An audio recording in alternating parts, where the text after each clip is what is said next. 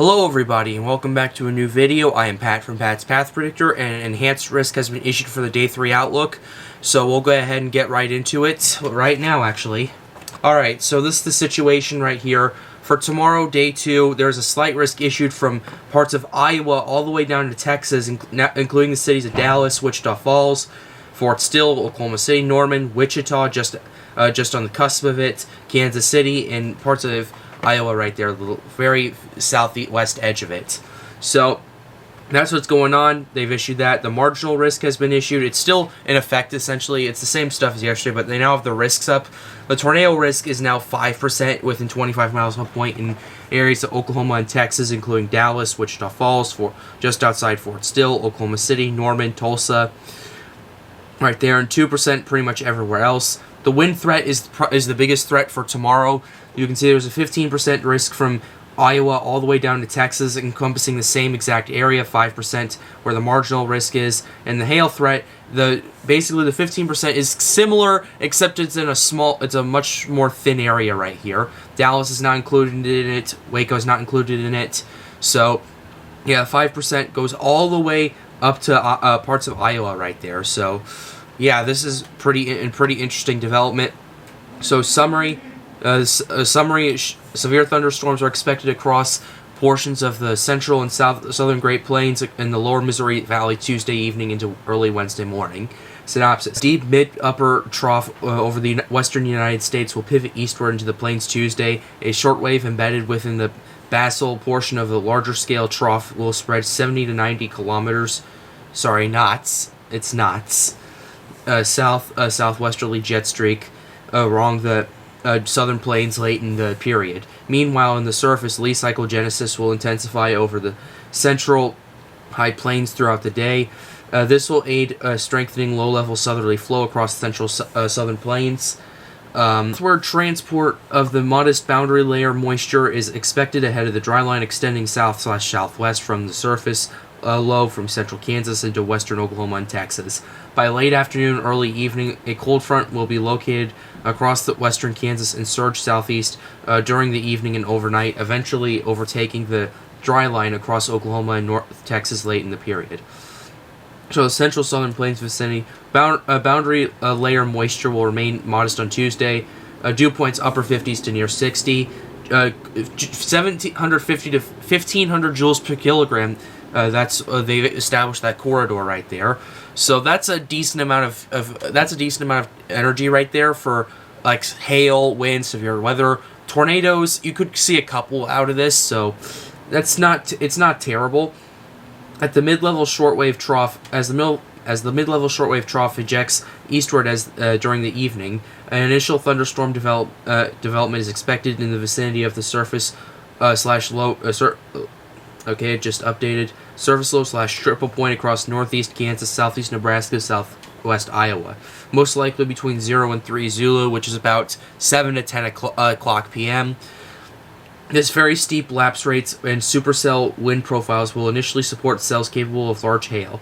As the cap erodes quickly during the evening, cells may grow upscale with bows, posing a threat to isolated damaging gusts. So that's essentially a summary right there, the synopsis. So, yeah, the reason I'm kind of brushing through this kind of quickly is because I want to get to the Day 3 outlook because there's more to talk about there, and this is some of the area that's concerning me.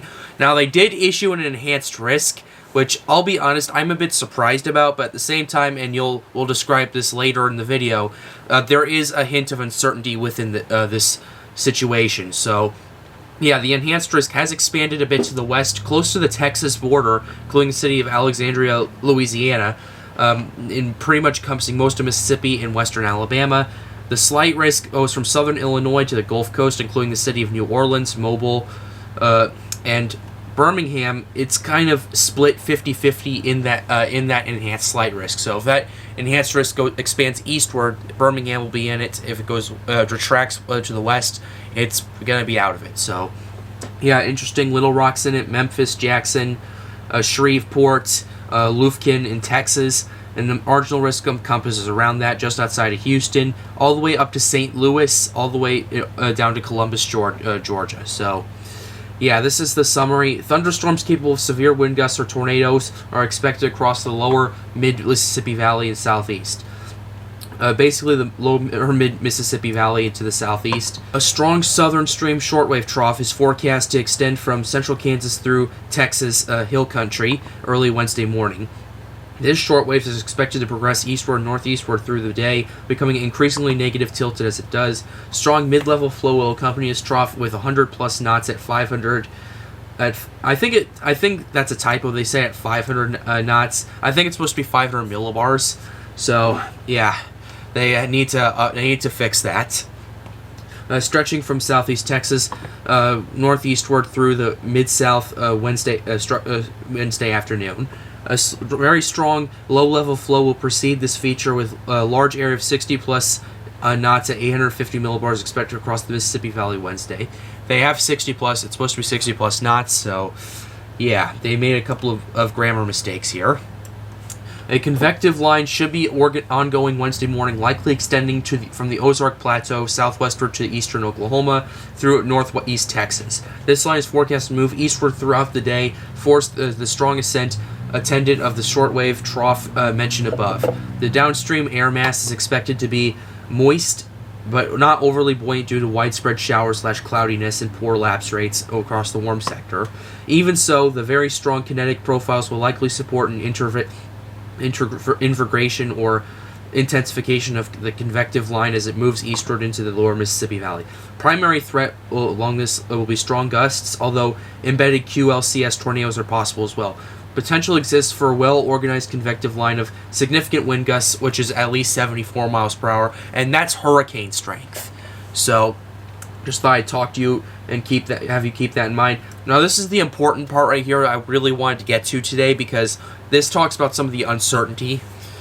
The supercell tornado potential ahead of the line is a bit more uncertain, while the kinetic profiles certainly support long-lived supercells capable of strong tornadoes. Whether or not discrete development can organize within the warm sector remains questionable.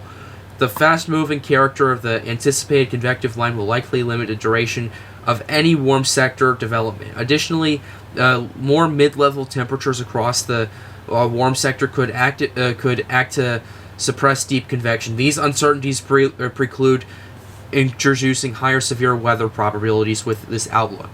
So that's why they've issued an enhanced and not a moderate risk. Although, yeah, even so, enhanced risk 2 days out is a bit to put it nicely, a bit worrisome.